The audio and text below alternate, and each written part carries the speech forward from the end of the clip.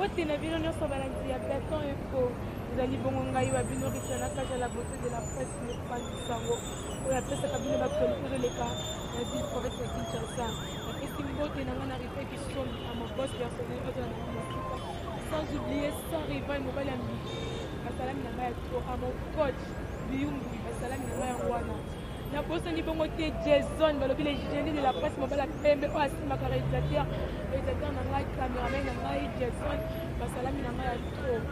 Lelo bongo ngai wa bino la soldat tripe bien là qui toujours wana kana IDPS et bili bino lisumoko ya ba parlementaire de ko ba simba idéologie ya IDPS à côté présenter bino moko poko yoka na miko bonjour mon amboka. Oui, on appelle sur bonjour à tous, ça c'est votre humble serviteur internet de l'IDPS parce que muto o lelo oyambi eza rwaneti okoti concert à Zaiko atokoti Zaiko babandemba nzembo matanga ko regretter te atokoti Zaiko bazemba nzembo nzaka nzambe ko regretter te suka nango sebene kozala orobina vimba weza internet de l'IDPS ba question tout okobeta na osanza ngaka awa donc na pesa no mbote mingi na El Chanto J-3 talaka El Chanto na Nantes nzamba bilamba yo ya mwana merci. Ok, mon amboka to ki mambangu na masolo na biso. Tomoni résultat examen d'état au biso de yebi bandakana na capitale après que succès na ba province. Mais ko kama lelo ba résultat examen d'état bandina na province a au biso no na kisaka na les bandits. Pour les ngo zo ba tozani mon amboka. Oui, merci pour la parole. Vraiment question est très pertinente. Na lobara et loro moko. Oyebi pourquoi ba résultat examen d'état et bandarami qui ça et bandit si ma ba province et lundi après. Mais pourquoi les lois battent qui ça est à la ciment? Parce que bana oyo ya Saint-Georges ba oxibiso soni. Ba image wana biso ba parents se pète nango ata mukete. Et dénigrer maman ville ya Kinshasa. Do bana wana do ba kiti civil. Do yango moni tango ba lancer ba examen d'état to préférer na nous e banda ba katanga ba province mususu qui ça to chango après. Parce que bana wana ba sambusi biso na ba parents. Donc eza leçon nino to kopesa do bana wana do basali de bena film pornographique ozona do bana wana ba décevoir biso ba parents yango ki sasa to tomboki ba parents to lobité résultat ya Kinshasa l'échec bo bana no ba intérieur comme ça et pesa bana na moi leçon na ba ope donc e batikali nde ngwana donc tozana moi kanda yango to bino Kinshasa turo ba publier yango na suka. OK, d'accord. On amboka. Bato na balingi baye bato mona ki chef de l'état na États-Unis. To moni des fois où meli mingi les États-Unis mais bayambi été. Mais ba président des États-Unis bayambi bon pona yango zo le bani l'état ke combattre yo. Na ebisio oyo ozotu na za grand biaka. O internet satellite mokili mobimba. Meilleur discours o epesa maki yango wana nde. Na 76e sommet ya Nations Unies. Na koyebisa yo. Mokonza mboka tango akendaki kuna akendaki ezaki ba na mondialisation. Ozolanda déjà sommet moko boye o ba chef de l'état ba kuta na chaque septembre ba pesa e ba rapport ndeni ni monde rotambula akende kuna na audience ya John Biden te na John Biden ba kuta na le 13 octobre olandi na pesi bango date akendaki makambo mususu o esengela ba kuta na ki bomona ibino moko ayambi président FIFA na bureau na ye ayambi président ya Portugal na bureau na ye d'ailleurs président ya Portugal a lobby akoyana ba investisseur na ye et puis ayambi lisusu na secrétariat d'état américain département d'état américain et bazaki wana ayambi bango dans son bureau donc ça dit hier mutasimbi ba diplomatie alors na John Biden ba chaki rendez-vous ezana octobre le 13 ou le 16 olandi et là ko batu bazolinga ba mona ba kutana mais tant déjà oyambi département d'état américain donc oyambi bato bazo diriger États-Unis bango wana. Parce qu'aux États-Unis, c'est le département d'État américain qui dirige le pays. On l'a dit. Alors, nous avons déjà John Biden, le 16 ou le 13 aux États-Unis. Entre-temps, la reine d'Angleterre le 15 novembre. Je crois que la date, ça c'est votre humble serviteur Internet de l'IDPS satellite. Alors, à Longwe, aux États-Unis, à Sali et diplomatie, à Kiti Belgique, à Kessou Dubaï. Donc, à quel Dubaï, à quel contrat, à contrat, à Koro, à investisseur, il faut awa parce que normalement, pétrole, d'abord pétrole, il faut exploiter bien, il faut des moyens et l'agriculture, s'il vous plaît. Donc, à Ken à Dubaï, parce que Prince Penda Dubaï a 5 ans qui a monté Mamoko. Donc voilà, à combien déjà lobby, à ça déjà awa, na mabele. Si quoi entre-temps, à un investisseur déjà baza awa, na Kinshasa.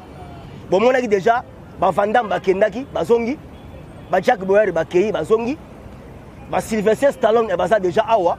Aux hommes, d'autant déjà les stars américains, c'est qu'au Congo, il y a du sérieux. Aux hommes, donc Black Kité. Donc, Black Kité, il y a un moment où même, marche à Fayoul, à Salim Maman, à Fiasco, à Salim Piaka. Parce que le peuple déjà, va comprendre que non, Mouti déjà, donc, à Rosimba, Congo, pour tenir un enfant. Donc, Télémino Awa, 27 000 tonnes, il y a un piodi. Et qui était déjà dans ma tadi. Un piodi déjà, et ça a 1000 conteneurs, et ça déjà, on a, parce qu'on a coplaçant pour la fin de l'année. Classe, ils sont la semaine prochaine. Hollandi, et puis rentrée parlementaire et ça avec des gens. Les loyoyebi, tout le monde a fait ram. Qui basse en Nengazana, Yepe, tout comprendre que Yaza allié Nabiso. Faut quand même Maïba qu'on s'exprimer. Azo lenga lenga kuna.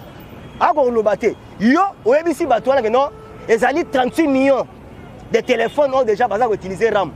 Yo moussous, au comme 25 millions. So ba monio na ba chiffre na ozo tepa. Ba comprendre que ozo kosa yo moni ba bengi escroc. Oh, ça c'est l'escroquerie. So donc na parlement ba sarano. So moni que mo ba donc o sambusa na biso. Po yaza alien na biso. Faut eba ko s'exprimer. Yango lelo akende kuna za mobali à défendre dossier ya ram bien.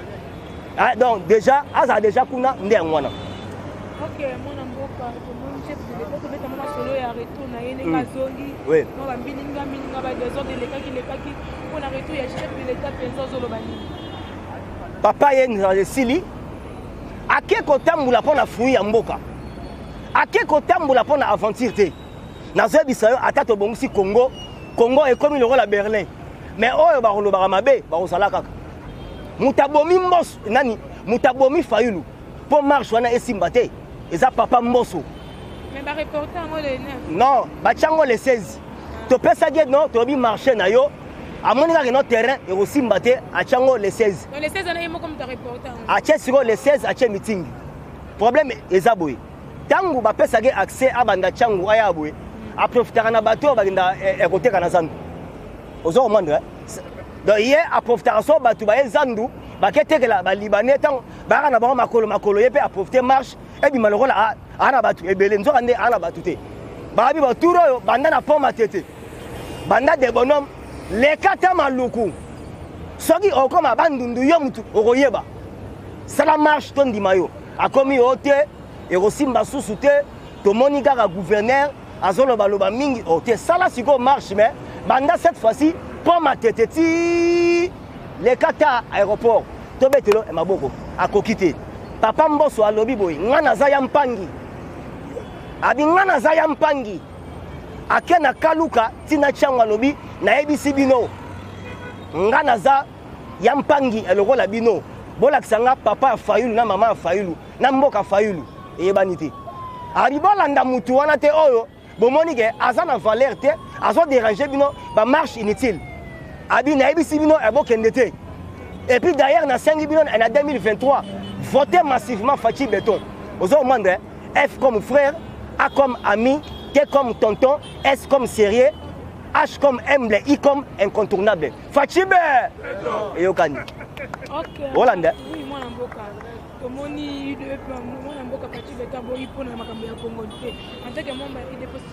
non. Non, oui bien. Les chefs de l'État, c'est les garants de la nation. Yaza Likolo avant papa Aban Ebele. So côté li oyo loba. So côté li oyo loba. Yes va vandi autala. Alobi boy. Azu constant. Constant naye ne veut pas dire que non aboki si loi chanité. Yepé chani place azawana à comprendre présent saleli sagesse. Présent azala na braza et pas sasu. Pache micro. Alobi coalition cash FCC et ko kabwana ga atamu kolomorote. Mais akati singambu boye à Pandiam. Donc il y a ça la diplomatie et ça va l'engagement politique. La politique va kenda direct il faut kende boye. Olani ndenge bazawana kalate IGF azope sa rapport parce que ngobila ndeto ba ngobila déjà azana IGF. Ngobila azana IGF, azan ngobila na deux vice ministre provincial. Bambongo et Pesamarona, Ngobila a expliqué biso. Tana gouverneur, depuis que le Congo est Congo, tant que gouverneur a interpellé. Maman, Congo, ils ont changé. Ce qui bat tout le monde Congo, il a changé. Congo est changé. Mbaliboso, gouverneur interpellé. Ministre à Rosamba. Liboso na Congo est Zalaka à Tate. Donc, tout comme le soleil s'élève avec l'éclat chaque matin, dans le système, il y a Fachi Beto.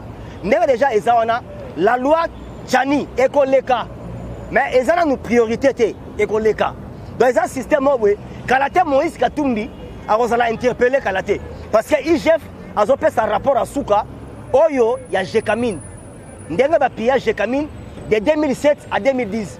Donc, on m'a Kita, comme Katumbi Rotanga Manakati. Parce que hier, on a géré qu'on a tant en agnos. Na tant en agnos, il y a un donc, il y a un moment où il y a loi Tchani, babom bien on a. Parce que Kalate IGF a dit qu'on boit à bombe. Tant qu'on boit à bombe, comment bâtonner sur la cité. Donc, justice à Olukabango. Et ça, néanmoins, Kalate semaine prochaine, c'est pays déjà à Otinda Bato pour la Kabila. Parce que Kabila a déjà dossier ici, va vendre Liango. Kabila, on a dit ça. Non, va porter plainte dans ce pays et pas Nani, maman, Kan. Maman, Azali, Asambisagi Bemba. À l'époque, Bemba Azagi na prison. Maman a eu dossier à RDC Mini. Bah, quand ici, loi Nani, Boudoudia Congo. Bah, quand ici, loi ya Kamona Sapu. Donc, bah, meurtrier Nyonso. Bandimi, alors, semaine prochaine, ce pays déjà a délégué Batubaya. Yaramoni, Baoto Kangashadar et Nalou Fakili. Akokende, Nengaza déjà boye, Tolobagi a Akokende. La loi est dire, mais c'est la loi. Aux hommes, Nengaza boye, Abomisa Batebele. Donc, il y a à sa base, il y a malaria, il y a Congo. Aux hommes, donc, Atiki Congo est handicapé. Donc, Atiki Congo Vadio. Aux hommes, si vous avez un Congo Vadio, il y a un donc éroté le Misa Congo et Malé Malé. Aux hommes, ils ont un musique, na faïlu. Donc, ils ont un système, il y a 100 zété. Si vous avez un système, il y a 100 zété. Donc, ils ont un dame, ils ont un type. Aux hommes, mais il n'y a rien. C'est l'homme qui a peur. Dans ce bisayo, tu as commis un moment, Kalate le réveil du géant. Ben, investisseur déjà, bazao. Donc, il y a pour investir pour Congo qui est en avant. Aux hommes, il y a un émission Kalate déjà. Guerre à Est est renforcée déjà. Et ben, militaire, Tozo Bunda. D'ailleurs, l'armée est comme 4e meilleure armée. Depuis que Congo est Congo, tu as comme 4e meilleure armée. Mais Kabila a tiré dans les néants. Parce que Batali non, ils ont sabotage, ils ont banandé. Ils ont banandé. Ils ont banandé, na barega, na banyanga. Parce que banandé, bango bago lingate pe ekota na est parce que bango baliaka na guerre. Donc faut insécurité za rapport bango ba somba banda kwa cher. Yango omonaka munande soro esomelo nous pang atobi 600 millions à somba. Pas discuter raté. Pour bah bien que Arabomara va tourner na est à somba ndakwa. Mais to dit bango déjà. Fini la récréation. Fachibe et Okani. OK, mon amboka mot de la fin na bato là-haut. Oui, aimons le Congo. Vous allez comprendre, hein? Le Congo est sacré, est indivisible, donc et au carbonaté. Donc le Congo restera un uni, indivisible. Vous allez comprendre, hein? Il y a un autre bien, bana Congo, badia sa dia sabo s'abonner, et puis tout bien, heureusement Fachi Beton a dédié Congo na Maboka Nzambe. Vous allez comprendre, hein? Tokaba Congo solennellement na Maboka Nzambe. Et ça dit le 23 juin 2019, à 18h45. Vous allez comprendre, hein? Tu as vu Sarabango. Tu reçois la remise et reprise dans Saint-Esprit. Et puis tu as vu Sarabango. Nebazawana, Bamataba Kita, dans 2023, élection Zali. Avant mai 2022, recensement Zali. Dans le mot, tu as vu un recensement, élection. À ta 10 semaines, à Pambetikali, élection Zali. Aux hommes, tu as assuré Nani. D'ailleurs, Jean-Pierre Bemba, Yoana, lobby, na GB. AFC Batabi, bon voter Fachi. Papa Mboso Yoana, à l'Obianin. Bayam Pangi. Na sengi na bino ngana vrai muyaka ngana vrai peuple yaka ozomona ngana muta popo kabaka mais na ebisi bien na 2023 pour voter Fachi bati même pour voter Fachi alors toi on a besoin toi soit majorité moko écrasante na 2023 Hollande fini la récréation donc là on a recensement élection ezali baki maté élection ezali ozomona il n'y a rien c'est l'homme qui a peur talaka na pesi bien so e bambo tendenge e bozana Charlotte Ndenga, elle était tout en blanc parce que son cœur est blanc. Dans le 15e arrondissement, elle est à Paris. Yo maire boss, quand il y a la diaspora, il y a une image. Sans plus tarder, dans Genève, JK de Genève, yo mutu botia pression parce que biso baza wa totelemaka bino pe Suisse bozui makasi bobi retirer signature kangiselanga tous les Congolaises et Congolais nakata Genève Janine Kalombo ozo mane ya yo mbota ngwana maman na Beverly maman na Jason na Taylor sans plus tarder na Kitty et na Belgique les super flics de Bruxelles Emmanuel Lissassi yozaka wana na pointe ozotala kangisela tous les diaspora mais muto tout on a chef de l'état Nzambe alimbisaï mais tosengi enabino boy mabondeli makasi pour na chef de l'état bozangate elle chante onde na nansola déjà wana elle chante J-3 talaka Nzamba bilamba oza déjà wana mokolo yoji ya mamoto yonde ozana kangisela zo image panzango partout botalango ndengwana et puis sans plus tarder ndeza déjà wana espeka wana rintel na bundes na Allemagne espeka wa yo maman oza déjà wana zo ba image partasango et puis papa prof na bosangite papa prof na Allemagne et boza déjà wana na pesi bino tout ba diaspora tout mbote ozom kanika ninda kanitop sans oublier oyo balinganga et na pesi bino mbote na ba oyo pedo e balinganga te na pesi bino so mbote mon numéro est plus 243 97 20 44 237 plus 243 97 20 44 237 ça c'est votre humble serviteur internet de l'IDPS. Talaka muto atekaka liboke, jamais fongola liboke na mis sa client. Je dis et je vous remercie. Ok, merci Bana Mboka. Pourquoi il va parler maintenant de vous? Internet de l'IDPS, il n'y a rien à comprendre, il n'y a rien à vous. Si vous n'êtes pas encore abonné, abonnez-vous aussi, partagez l'émission. Mais au sein de Kengaï, la soldate du peuple, vous pas dit ça, vous retenez la page de la beauté de la presse. Ah oui, mais là toujours, la presse, merci beaucoup. Vous pouvez nous abonner, bisous, ciao.